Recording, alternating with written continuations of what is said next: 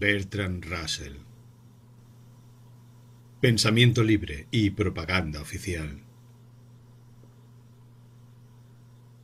Moncure Conway, en cuyo honor nos reunimos hoy, dedicó su vida a dos grandes objetos: la libertad de pensamiento y la libertad del individuo. Con respecto a estos dos objetos, algo se ha ganado desde su época, pero algo también se ha perdido.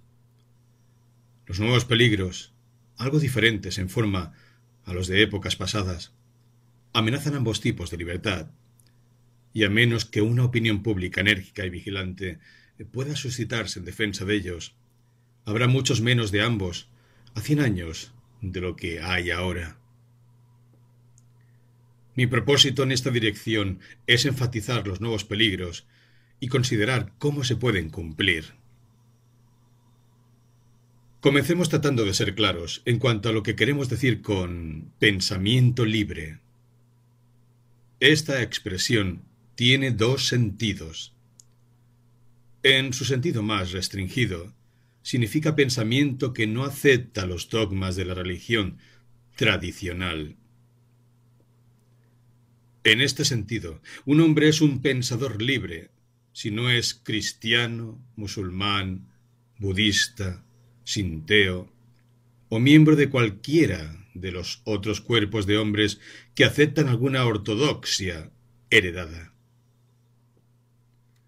En los países cristianos, a un hombre se le llama libre pensador si no cree decididamente en Dios, aunque esto no sería suficiente para convertir a un hombre en un pensador libre en un país budista. No deseo minimizar la importancia del pensamiento libre en este sentido.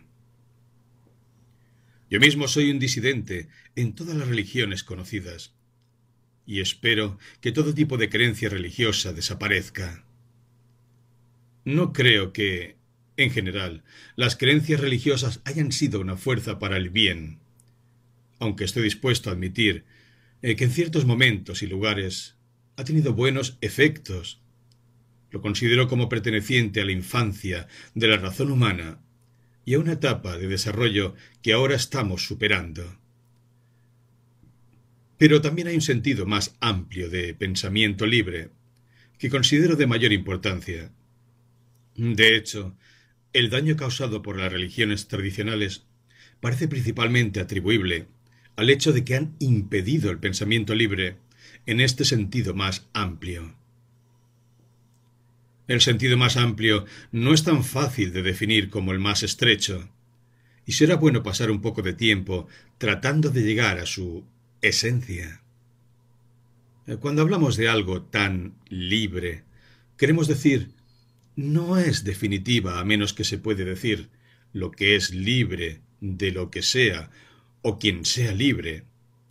No está sujeto a alguna compulsión externa. Y, para ser precisos, deberíamos decir qué es este tipo de compulsión. Por lo tanto, el pensamiento es libre cuando está libre de ciertos tipos de control externo que a menudo están presentes. Algunos de estos tipos de control que deben estar ausentes si el pensamiento es ser libre son obvios, pero otros son más sutiles y elusivos. Para comenzar con lo más obvio, el pensamiento no es libre cuando se incurre en sanciones legales por la celebración o no de ciertas opiniones, o por expresar la creencia o la falta de creencia en ciertos asuntos. Muy pocos países en el mundo tienen hasta este tipo de libertad elemental. En Inglaterra, bajo las leyes de blasfemia, es ilegal expresar incredulidad de la religión cristiana, aunque en la práctica la ley no se pone en movimiento contra los adinerados. También es ilegal enseñar lo que Cristo enseñó sobre el tema de la no resistencia. Por lo tanto, quien quiera evitar convertirse en un criminal debe profesar estar de acuerdo con las enseñanzas de Cristo, pero debe evitar decir lo que era esa enseñanza. En Estados Unidos nadie puede ingresar al país sin antes declarar solemnemente que no cree en el anarquismo y la poligamia. Y una vez dentro, él también debe creer en el comunismo. En Japón es ilegal expresar incredulidad en la divinidad del Mikado. Por lo tanto, se verá que un viaje alrededor del mundo es una aventura peligrosa. Un maometano, un tolstoyano, un bolchevique o un cristiano no puede llevarlo a cabo sin que en algún momento se convierta en un delincuente o no hablar de lo que considera importantes verdades. Esto es, por supuesto, se aplica solo a pasajeros de categoría. Los pasajeros del salón pueden creer lo que quieran, siempre que eviten la ofensiva, o manteniendo su lengua sobre lo que él considera importantes verdades. Está claro que la condición más elemental, si el pensamiento es ser libre, es la ausencia de sanciones legales para la expresión de opiniones. Ningún gran país ha llegado a este nivel, aunque la mayoría de ellos cree que sí. Las opiniones que aún son perseguidas le parecen, a la mayoría, tan monstruosas e inmorales que el principio general de tolerancia no puede aplicarse a ellas. Pero esta es exactamente la misma opinión que la que hizo posible las torturas de la Inquisición. Hubo un tiempo en que el protestantismo parecía tan malvado como parece ahora el bolchevismo. Por favor, no deduzcan de esta observación que soy protestante o bolchevique. Las penas legales son, sin embargo, en el mundo moderno, el menor de los obstáculos a la libertad de pensamiento. Los dos grandes obstáculos son las sanciones económicas y la distorsión de la evidencia. Está claro que el pensamiento no es libre si la profesión de ciertas opiniones hace que sea imposible ganarse la vida. También está claro que el pensamiento no es libre si todos los argumentos de un lado de una controversia se presentan perpetuamente de la manera más atractiva posible, mientras que los argumentos del otro lado solo pueden descubrirse mediante una búsqueda diligente. Ambos obstáculos existen en todos los grandes países que conozco, excepto China, que es el último refugio de la libertad. Son estos obstáculos los que me preocuparán. Su magnitud actual, la probabilidad de su aumento y la posibilidad de su disminución. Podemos decir que el pensamiento es libre cuando está expuesto a la libre competencia entre creencias. Es decir, cuando todas las creencias son capaces de expresar su caso, y ninguna ventaja o desventaja legal o pecuniaria se vincula con las creencias. Este es un ideal que, por diversas razones, nunca puede alcanzarse por completo, pero es posible acercarse mucho más a él de lo que lo hacemos en la actualidad. 3 incidentes en mi propia vida servirán para mostrar cómo, en la Inglaterra moderna, las escalas se ponderan a favor del cristianismo. Mi razón para mencionarlos es que muchas personas no se dan cuenta de las desventajas a las que el agnosticismo declarado aún expone a las personas. El primer incidente pertenece a una etapa muy temprana de mi vida. Mi padre era un libre pensador, pero murió cuando yo tenía solo 3 años. Deseando que me criaran sin superstición, nombró a 2 librepensadores como mis guardianes. Los tribunales, sin embargo, hicieron a un lado su voluntad y me educaron en la fe cristiana. Me temo que el resultado fue decepcionante, pero eso no fue culpa de la ley. Si él hubiera ordenado que yo fuera educado como un cristadelfiano o un muggletoniano o un adventista del 7º día, los tribunales no habrían soñado con oponerse. Un padre tiene derecho a ordenar que cualquier superstición imaginable se inculque en sus hijos después de su muerte, pero no tiene el derecho de decir que se mantendrán libres de la superstición, si es posible. El segundo incidente ocurrió en el año 1910. En ese momento tenía el deseo de representar al Parlamento como un liberal, y los whips me recomendaron una cierta circunscripción. Me dirigí a la Asociación Liberal, que se expresaba favorablemente, y mi adopción parecía segura, pero, al ser interrogado por un pequeño grupo interno, admití que era un agnóstico. Me preguntaron si el hecho saldría a la luz, y dije que probablemente lo haría. Me preguntaron si yo estaría dispuesto a ir a la iglesia de vez en cuando, y respondí que no debería. En consecuencia, seleccionaron a otro candidato, que fue debidamente elegido. Ha estado en el Parlamento desde entonces y es miembro del actual gobierno. El tercer incidente ocurrió inmediatamente después. Fui invitado por Trinity College, Cambridge, para convertirme en conferenciante, pero no en miembro. La diferencia no es pecuniaria. Es que un compañero tiene una voz en el gobierno del colegio y no puede ser desposeído durante los términos de su compañerismo, a excepción de la inmoralidad grave. La principal razón para no ofrecerme una beca fue que el partido clerical no deseaba sumarse al voto anticlerical. El resultado fue que pudieron despedirme en 1916, cuando no les gustó mi punto de vista sobre la guerra. Si hubiera dependido de mi cátedra, debería haber muerto de hambre.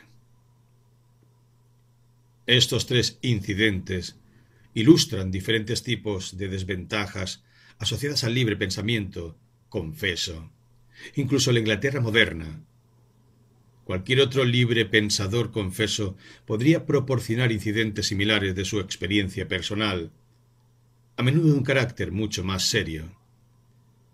El resultado neto es que las personas que no son acomodadas no se atreven a ser francos acerca de sus creencias religiosas. No es, por supuesto, solo o incluso principalmente con respecto a la religión que hay falta de libertad. La creencia en el comunismo o el amor libre perjudica a un hombre mucho más que el agnosticismo.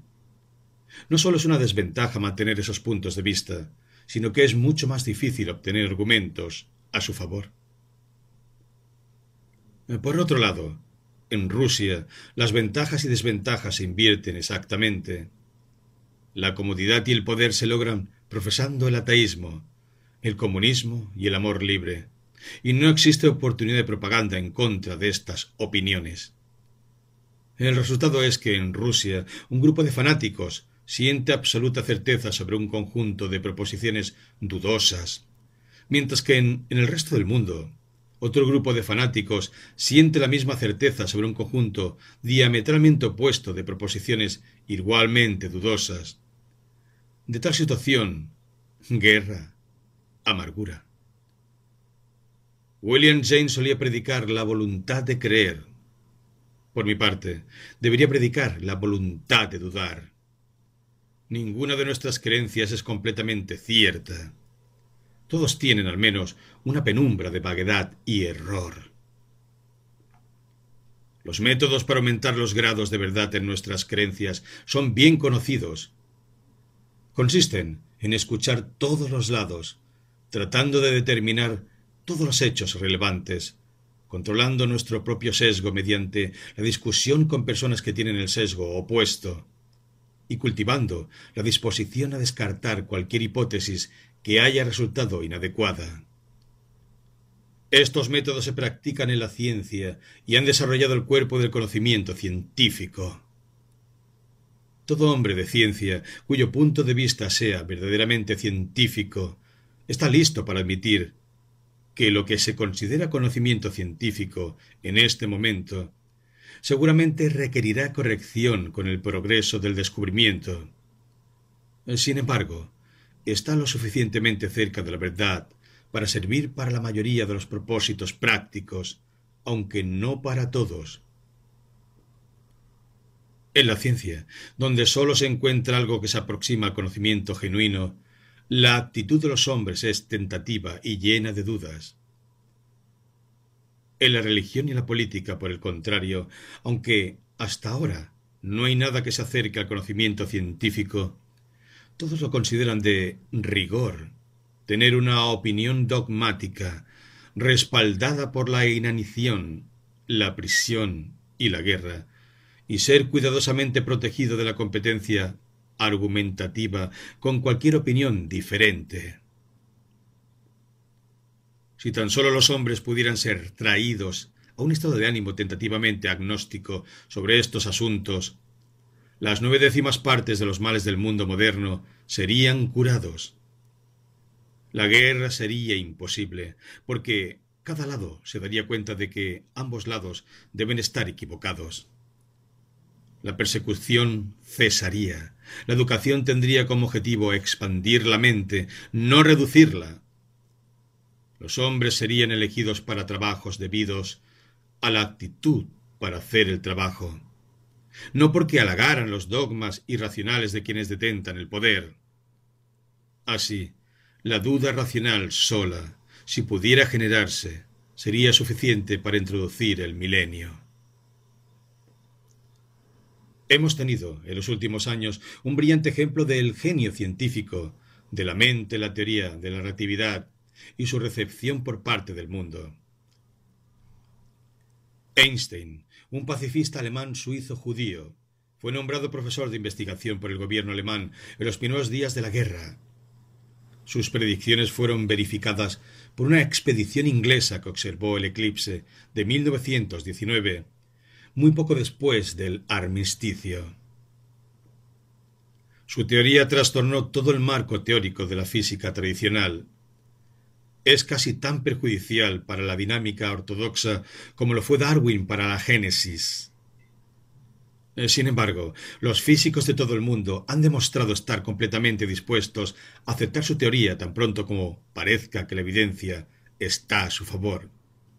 Pero ninguno de ellos, y menos el propio Einstein, afirmaría que ha dicho la última palabra.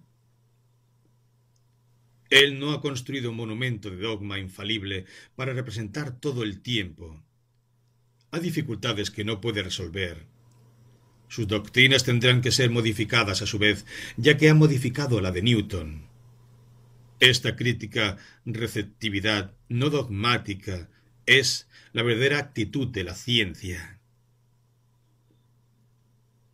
¿Qué hubiera pasado si Einstein hubiera avanzado algo igualmente nuevo en el ámbito de la religión o la política? Los ingleses habrían encontrado elementos del prusianismo en su teoría. Los antisemitas lo habrían considerado una trama sionista. Los nacionalistas en todos los países habrían encontrado que estaba contaminado con un pacifismo de lirios y lo proclamó una mera excusa para escapar del servicio militar. Todos los profesores anticuados se habían acercado a Scotland Yard para prohibir la importación de sus escritos. Maestros favorables a él habrían sido despedidos. Mientras tanto, habría capturado el gobierno de algún país atrasado, donde se hubiera vuelto ilegal enseñar cualquier cosa excepto su doctrina, que se habría convertido en un dogma misterioso que nadie entendía. En última instancia, la verdad o falsedad de su doctrina se decidiría en el campo de batalla, sin la recopilación de nuevas pruebas a favor o en contra. Este método es el resultado lógico de la voluntad de creer de William James. Lo que se quiere no es la voluntad de creer, sino el deseo de descubrir, que es exactamente lo contrario. Si se admite que una condición de duda racional sería deseable, es importante preguntar cómo se produce la certeza irracional en el mundo. Gran parte de esto se debe a la irracionalidad y credulidad inherentes a la naturaleza humana. Pero esta semilla de pecado intelectual original es nutrida y fomentada por otras agencias, entre las cuales 3 juegan el papel principal: la educación, la propaganda y la presión económica. Consideremos estos a su vez. 1. Educación. La educación primaria, en todos los países avanzados, está en manos del Estado. Algunas de las cosas que se enseñan son falsas por parte de los funcionarios que las prescriben. Y se sabe que muchas otras personas son falsas. o al menos muy dudosas, por cada persona sin prejuicios. Tomemos, por ejemplo, la enseñanza de la historia. Cada nación apunta solo a la autoglorificación en los libros de texto escolares de la historia. Cuando un hombre escribe su autobiografía, se espera que demuestre cierta modestia, pero cuando una nación escribe su autobiografía, no hay límite para la jactancia y la vanagloria. Cuando era joven, los libros escolares enseñaban que los franceses eran malvados y los alemanes virtuosos. Ahora ellos enseñan lo opuesto. En ninguno de los casos existe el más mínimo respeto por la verdad. Libros de texto alemanes que se ocupan de la batalla de Waterloo representan a Wellington como casi derrotado cuando Blücher salvó la situación. Los libros en inglés representan que Blücher hizo muy poca diferencia. Los escritores de ambos libros, el alemán y el inglés, saben que no dicen la verdad. Los libros de texto estadounidenses solían ser violentamente antibritánicos. Desde la guerra se han vuelto igualmente pro-británicos, sin apuntar a la verdad en ninguno de los casos. Tanto antes como después, uno de los principales propósitos de la educación en los Estados Unidos ha sido convertir la heterogénea colección de niños inmigrantes en buenos estadounidenses. Aparentemente, a nadie se le ha ocurrido que un buen estadounidense, como un buen alemán o un buen japonés, debe ser, por tanto, un mal ser humano. Un buen estadounidense es un hombre o una mujer imbuidos de la creencia de que Estados Unidos es el mejor país de la Tierra y siempre debe ser apoyado con entusiasmo en cualquier disputa. Es posible que estas proposiciones sean verdaderas. Si es así, un hombre racional no peleará con ellos. Pero, si son verdad, deberían enseñarse en todas partes, no solo en Estados Unidos. Es una circunstancia sospechosa que tales proposiciones nunca se crean fuera del país particular que glorifican. Mientras tanto, toda la maquinaria del Estado, en todos los países, se enfoca en hacer creer a los niños indefensos proposiciones absurdas, cuyo efecto es hacerlos dispuestos a morir en defensa de intereses siniestros, bajo la impresión de que están luchando por la verdad. Esta es sólo una de las innumerables formas en que se diseña la educación, no para dar un conocimiento verdadero, sino para hacer que la gente sea dócil a la voluntad de sus amos. Sin un elaborado sistema de engaño en las escuelas primarias, sería imposible preservar el camuflaje de la democracia. Antes de dejar el tema de la educación, tomaré otro ejemplo de América. No porque Estados Unidos sea peor que otros países, sino porque es el más moderno, mostrando los peligros que están creciendo en lugar de los que están disminuyendo. En el estado de Nueva York, no se puede establecer una escuela sin una licencia del Estado, incluso si debe ser financiada totalmente por fondos privados. Una ley reciente decreta que no se otorgará una licencia en ninguna escuela donde parezca que la instrucción que se propone impartir incluye las enseñanzas de la doctrina de que los gobiernos organizados serán derrocados por la fuerza, la violencia o los medios ilegales. Nueva República señala que no existe ninguna limitación para este o aquel gobierno organizado. Por lo tanto, la ley habría ilegalizado durante la guerra enseñar la doctrina de que el gobierno del Kaiser debería ser derrocado por la fuerza. Y desde entonces, el apoyo de Kolchak o Denikin contra el gobierno soviético hubiera sido ilegal. Tales consecuencias, por supuesto, no fueron pensadas y solo son el resultado de mala técnica de dibujo. Lo que se pretendía aparece de otra ley probada al mismo tiempo que se aplica a los maestros en las escuelas estatales. Esta ley establece que los certificados que permiten que las personas enseñen en dichas escuelas se otorgarán únicamente a aquellos que han demostrado satisfactoriamente que son leales y obedientes al gobierno de este Estado y de los Estados Unidos, y deberán ser rechazado por aquellos que han abogado, no importa dónde o cuándo, nueva república. Estableció que el maestro que no aprueba el sistema social actual debe rendir su cargo, y que a ninguna persona que no esté ansiosa por combatir las teorías del cambio social se le debe confiar la tarea de los jóvenes y los ancianos por las responsabilidades de la ciudadanía. Por lo tanto, según la ley del Estado de Nueva York, Cristo y George Washington estaban demasiado degradados moralmente como para ser aptos para la educación de los jóvenes.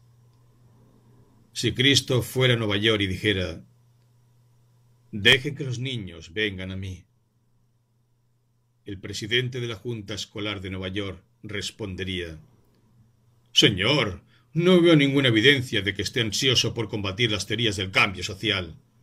De hecho, he de decir que defiendes lo que llamas el reino del cielo, mientras que este país, gracias a Dios, es una república.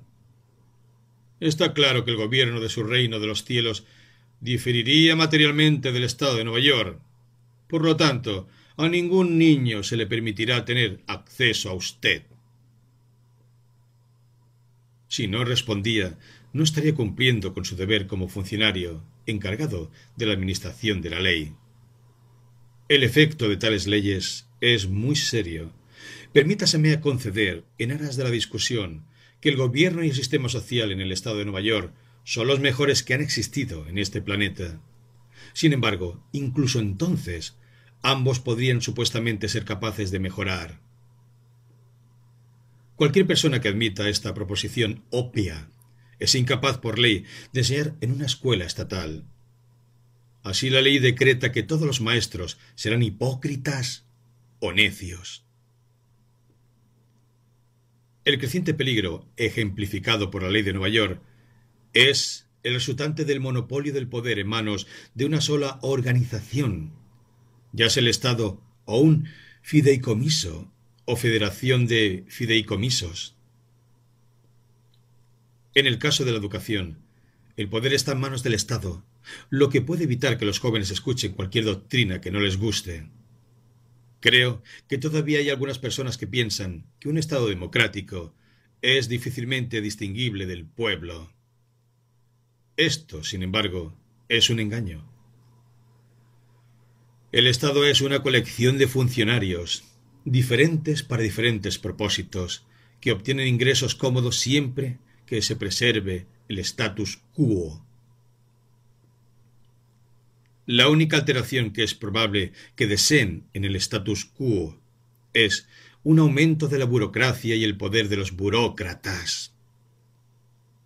Por lo tanto, es natural que aprovechen las oportunidades tales como la excitación de la guerra para adquirir poderes inquisitoriales sobre sus empleados, lo que implica el derecho a infligir hambre a cualquier subordinado que se les oponga. En asuntos de la mente, como la educación, este estado de cosas es fatal. Pone fin a toda posibilidad de progreso, libertad o iniciativa intelectual. Sin embargo, es el resultado natural de permitir que toda la educación primaria caiga bajo el dominio de una sola organización.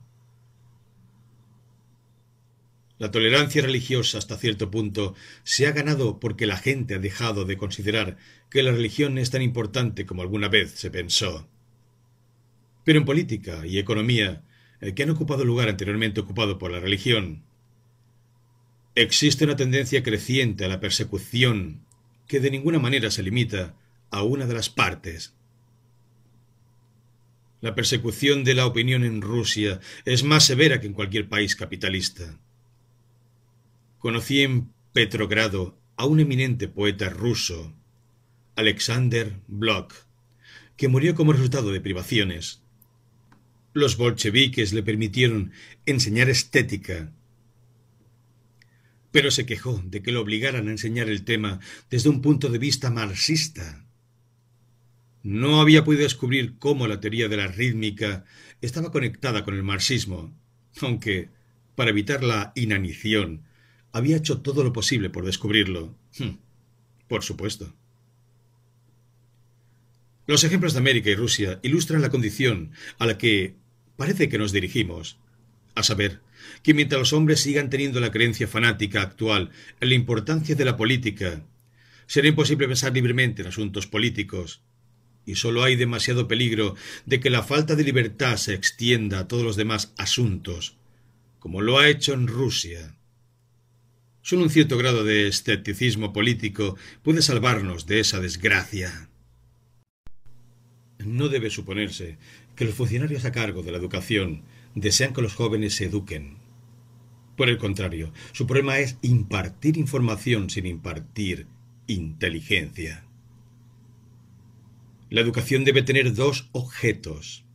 Primero, dar un conocimiento definido, lectura y escritura, lenguaje y matemática, y así sucesivamente. En un segundo lugar, crear esos hábitos mentales que permitirían a las personas adquirir conocimientos y formar juicios sólidos para sí mismos. El primero de estos podemos llamar información. El segundo, inteligencia. La utilidad de la información es admitida prácticamente, tanto como teóricamente.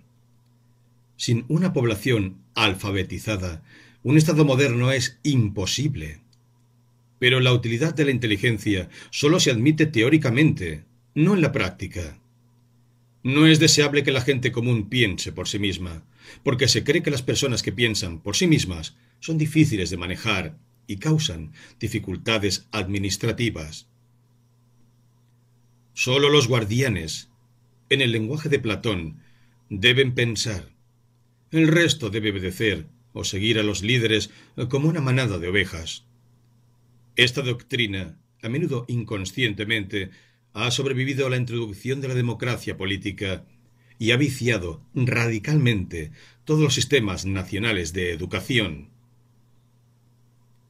El país que mejor ha logrado brindar información sin inteligencia es la última incorporación a la civilización moderna, Japón. Se dice que la educación elemental en Japón es admirable desde el punto de vista de la instrucción, pero, además de la instrucción, tiene otro propósito, que es enseñar el culto al Mikado, un credo mucho más fuerte ahora que antes de que Japón se modernizara. Por lo tanto, las escuelas se han utilizado simultáneamente para conferir conocimiento y promover la superstición. Como no estamos tentados a la adoración a Mikado, vemos claramente lo que es absurdo en la enseñanza japonesa. Nuestras propias supersticiones nacionales nos parecen naturales y sensatas, de modo que no adoptamos una visión tan verdadera de ellas como lo hacemos con las supersticiones de Japón. Pero si un japonés viajado mantuviera la tesis de que nuestras escuelas enseñan supersticiones tan hostiles a la inteligencia como la creencia a la divinidad del Mikado, sospecho que él podría descubrir un buen caso. Por el momento, no estoy en busca de remedios, pero solo me preocupa el diagnóstico. Nos enfrentamos al hecho paradójico de que la educación se ha convertido en uno de los principales obstáculos para la inteligencia y la libertad de pensamiento. Esto se debe principalmente al hecho de que el Estado reclama un monopolio, pero de ninguna manera es la única causa. 2. Propaganda.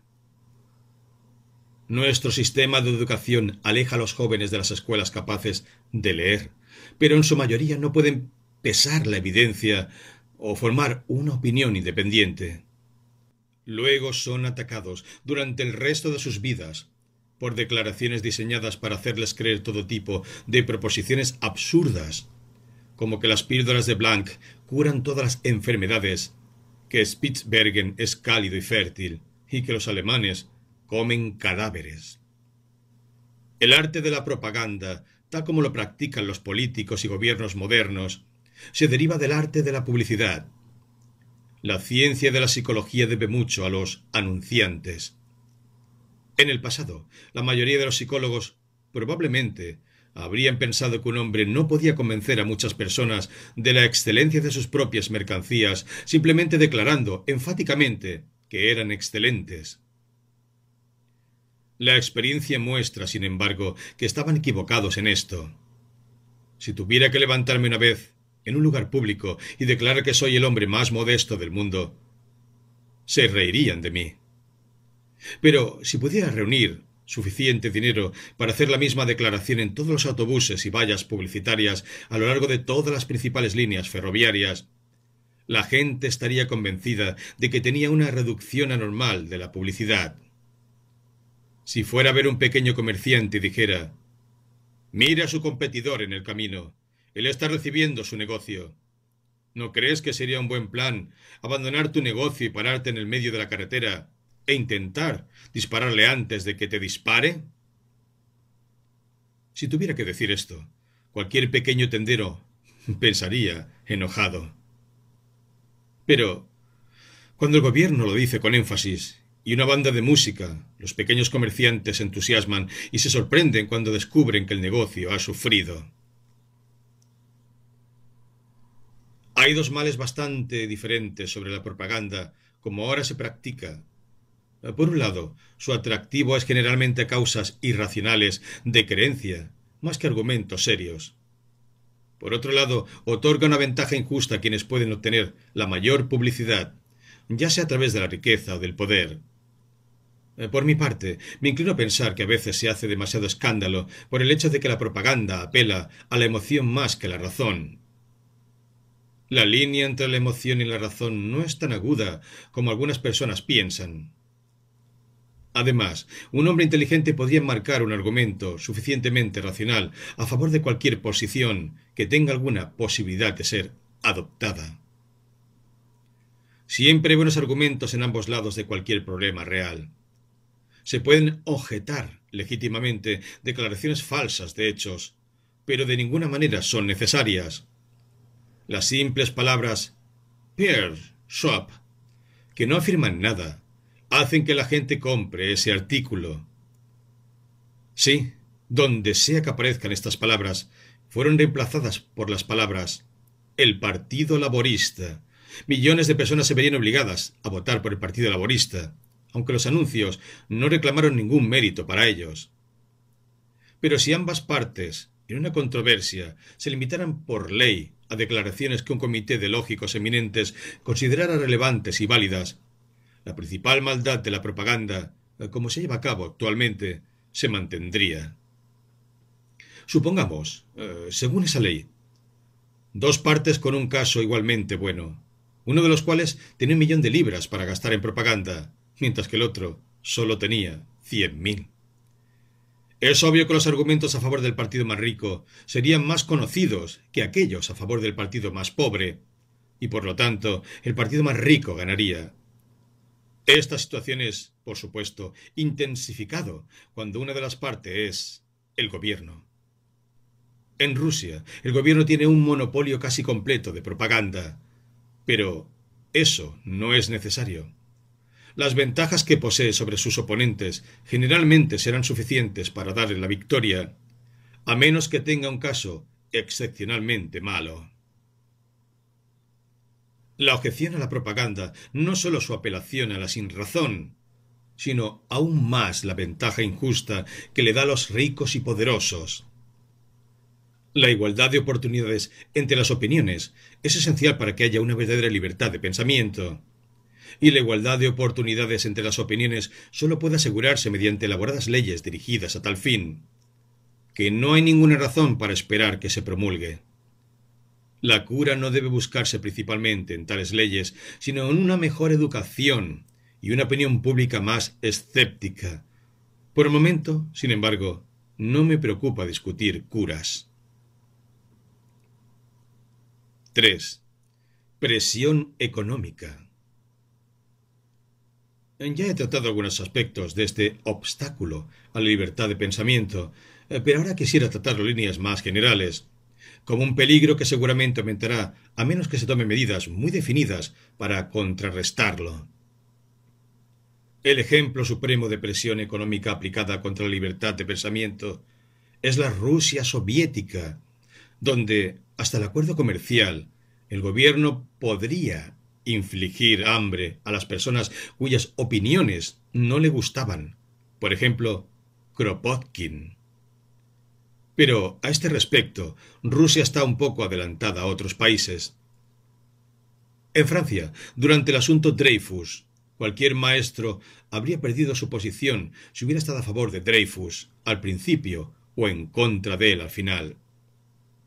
En Estados Unidos, en la actualidad, dudo que un profesor universitario, por eminente que sea, pueda obtener un empleo si criticara a la Standard Oil Company, porque todos los presidentes universitarios han recibido o esperan recibir beneficios del señor Rockefeller. En toda América, los socialistas son hombres marcados, y les resulta extremadamente difícil conseguir trabajo a menos que tengan grandes dones. La tendencia que existe donde el industrialismo está bien desarrollado para que fideicomisos y monopolios controlen toda la industria conduce a una disminución del número de posibles empleadores, de modo que resulta más fácil mantener libros negros, secretos, mediante los cuales cualquier persona no subordinada a las grandes corporaciones se puede morir de hambre.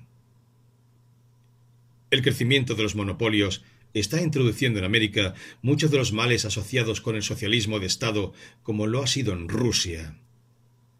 Desde el punto de vista de la libertad, a un hombre no le importa si su único empleador posible es el Estado o un fideicomiso.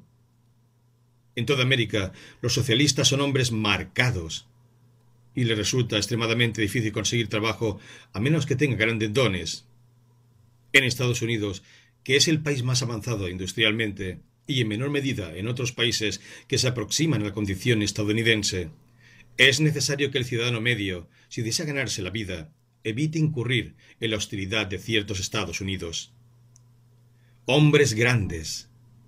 Y estos hombres grandes tienen una perspectiva religiosa, moral y política con la que esperan que sus empleados estén de acuerdo, al menos externamente. Un hombre que discrepa abiertamente del cristianismo, o cree en un relajamiento de las leyes matrimoniales, u objeta el poder de las grandes corporaciones, encuentra que Estados Unidos es un país muy incómodo, a menos que resulte ser un escritor eminente.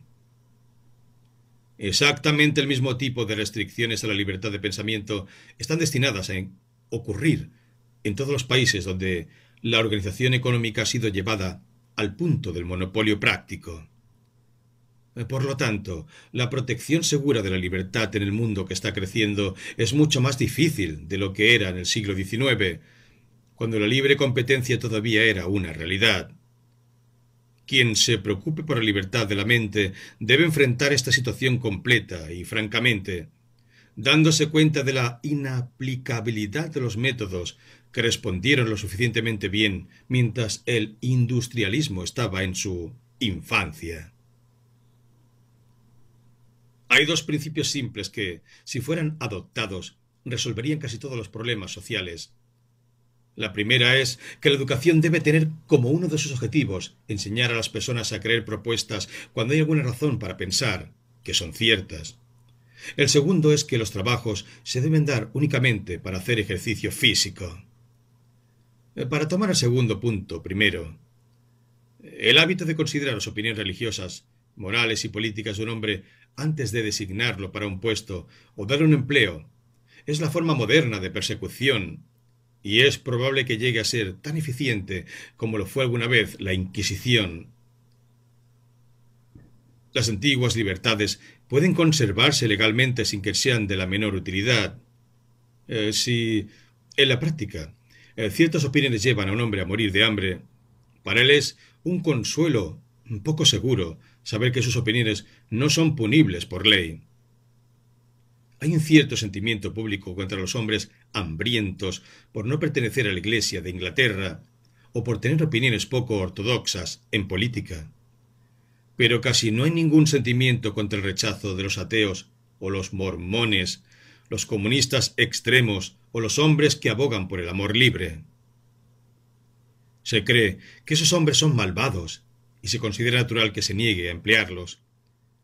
La gente apenas se ha dado cuenta de que esta negativa, en un estado altamente industrial, equivale a una forma muy rigurosa de persecución. Si este peligro se realizara adecuadamente, sería posible despertar la opinión pública y asegurarse de que no se tengan en cuenta las creencias de un hombre al designarlo para un puesto. La protección de las minorías es de vital importancia, e incluso el más ortodoxo de nosotros puede encontrarse en minoría algún día, de modo que todos tengamos interés en restringir la tiranía de las mayorías. Nada, excepto la opinión pública, puede resolver este problema. El socialismo lo haría algo más agudo, ya que eliminaría las oportunidades que ahora surgen a través de empleadores excepcionales. Cada aumento en el tamaño de las empresas industriales lo empeora, ya que disminuye el número de empleadores independientes. La batalla debe combatirse exactamente como se libró la batalla de la tolerancia religiosa. Y como, en ese caso, así que en esto, una decadencia a la intensidad de la creencia es probable que pruebe el factor decisivo. Si bien los hombres estaban convencidos de la verdad absoluta del catolicismo o el protestantismo, según fuera el caso, estaban dispuestos a perseguirlos a causa de ellos. Mientras que los hombres están bastante seguros de sus credos modernos, perseguirán en su nombre. Algunos elementos de duda son esenciales para la práctica, aunque no para la teoría, de la tolerancia. Y esto me lleva a mí a otro punto, que se refiere a los objetivos de la educación. Si ha de haber tolerancia en el mundo, una de las cosas que se enseñan en las escuelas debe ser el hábito de ponderar las pruebas y la práctica de no dar total asentimiento a las proposiciones que no hay razón para creer verdaderas. Por ejemplo, se debe enseñar el arte de leer los periódicos. El maestro de escuela debe seleccionar algún incidente que sucedió hace muchos años y despertó pasiones políticas en su día. Luego debería leer a los niños de la escuela lo que decían los periódicos por un lado, lo que decían los que estaban en el otro, y algún relato imparcial de lo que realmente sucedió. Debería mostrar cómo, a partir de la versión sesgada de cualquiera de las partes, un lector experimentado podría inferir lo que realmente sucedió, y debería hacerles comprender que todo en los periódicos es más o menos falso. La historia debe enseñarse de la misma manera. Las campañas de Napoleón de 1813 y 1814, por ejemplo, podrían estudiarse en el Moniteur. Lo que condujo a la sorpresa que sintieron los parisinos al ver que los aliados llegaban bajo las murallas de París después de haber sido derrotados, según los boletines oficiales, por Napoleón. En las clases más avanzadas, los estudiantes deben ser alentados a contar la cantidad de veces que Lenin ha sido asesinado por Trotsky, con el fin de aprender el desprecio por la muerte. Finalmente, se les debe dar una historia escolar aprobada por el gobierno y se les pide que infieran lo que diría una historia de la escuela francesa sobre nuestras guerras con Francia. Todo esto sería un entrenamiento mucho mejor en ciudadanía que las triviales máximas morales por las cuales algunas personas creen que el deber cívico puede ser inculcado. Debe admitirse, creo, que los males del mundo se deben tanto a defectos morales como a la falta de inteligencia. Pero la raza humana no ha descubierto hasta ahora ningún método para erradicar los defectos morales. La predicación y la exhortación sólo agregan hipocresía a la lista anterior de vicios. La inteligencia, por el contrario, se mejora fácilmente mediante métodos conocidos por todo educador competente. Por lo tanto, hasta que se descubra algún método de enseñanza de la virtud, el progreso deberá buscarse mediante el mejoramiento de la inteligencia más que de la moral. Uno de los principales obstáculos para la inteligencia es la credulidad, y la credulidad podría verse enormemente disminuida por las instrucciones sobre las formas predominantes de mendacidad. La credulidad es un mal mayor en la actualidad de lo que era antes, porque, debido al crecimiento de la educación, es mucho más fácil de lo que solía ser difundir información errónea, y debido a la democracia, la difusión de información errónea es más importante que en otros tiempos para los poseedores del poder. De ahí el aumento de la circulación de periódicos. Si me preguntan cómo se inducirá al mundo para que adopte estas dos máximas, a saber, que se debe dar empleos a las personas en función de su aptitud para realizarlas, ese objetivo de la educación debería ser curar a la gente del hábito de creer proposiciones para las cuales no hay evidencia. Solo puedo decir que debe hacerse generando una opinión pública ilustrada. Y una opinión pública ilustrada solo puede ser generada por los esfuerzos de aquellos que desean que exista. No creo que los cambios económicos propugnados por los socialistas, por sí mismos, hagan algo para curar los males que hemos estado considerando. Creo que, pase lo que pase en política, la tendencia del desarrollo económico hará que la preservación de la libertad mental sea cada vez más difícil, a menos que la opinión pública insista en que el empleador no debe controlar nada en la vida del empleado, excepto su trabajo. La libertad en la educación podría asegurarse fácilmente, si se desea, limitando la función del Estado a la inspección y el pago, y limitando la inspección estrictamente a la instrucción definida. Pero eso, tal como están las cosas, dejaría la educación en manos de las iglesias, porque, desafortunadamente, están más ansiosas de enseñar sus creencias que los librepensadores para enseñar sus dudas. Sin embargo, daría un campo libre y permitiría una educación liberal si realmente se desea. Más que eso no debería pedirse la ley, y confiando la inspección rígidamente a la instrucción definida. Mi petición a lo largo de este discurso ha sido la difusión del temperamento científico, que es una cosa completamente diferente del conocimiento de los resultados científicos. El genio científico es capaz de regenerar a la humanidad y proporcionar un problema para todos nuestros problemas. Los resultados de la ciencia, en forma de mecanismo, gas venenoso y la prensa amarilla, son una buena prueba para llevar a la caída total de nuestra civilización. Es una antítesis curiosa, que un marciano podría contemplar con divertido desprendimiento. Pero para nosotros es una cuestión de vida o muerte. Sobre su tema depende la cuestión de si nuestros nietos deben vivir en un mundo más feliz o se exterminarán mutuamente por métodos científicos, dejando quizá a los negros y papúes los destinos futuros de la humanidad.